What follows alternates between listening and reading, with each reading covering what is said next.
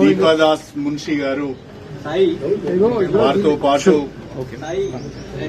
AICC సెక్రటరీలు చౌదరి గారు, విష్ణు గారు, ఏఐసిసి ప్రతినిధులుగా, పిసిసి ప్రతినిధులుగా సోదరులు మల్లు రవి గారు, సోదరులు సంపత్ గారు, సోదరులు డాక్టర్ సత్యనారాయణ గారు, రోహిత్ రెడ్డి గారు, వీళ్ళందరూ కూడా ఈరోజు మా ఇంటికి రావడం జరిగింది. వారందరూ కూడా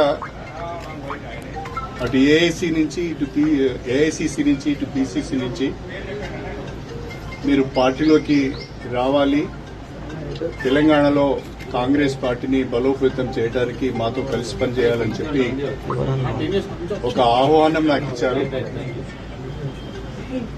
నేను నా శ్రేయోభిలాషులు, నాతో ఇన్ని రోజులు కలిసి ప్రయాణం చేసిన కార్యకర్తలు, వాళ్ళందరితో కూడా మాట్లాడి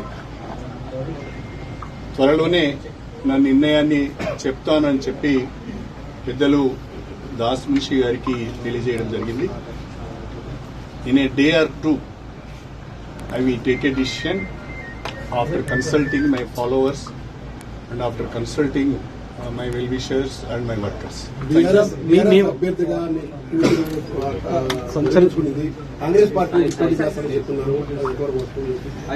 ఇంకా కాంగ్రెస్ పార్టీలోనే చేరలేదు.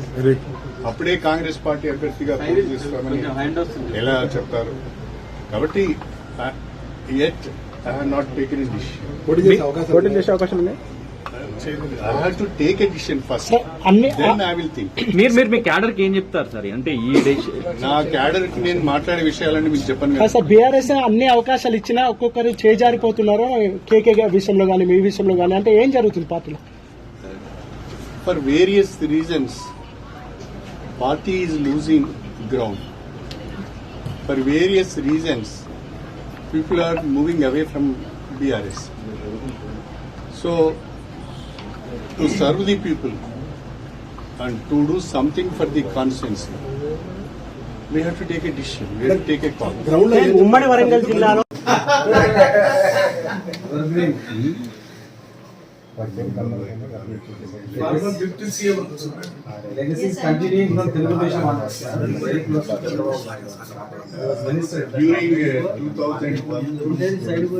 2001, I was minister major.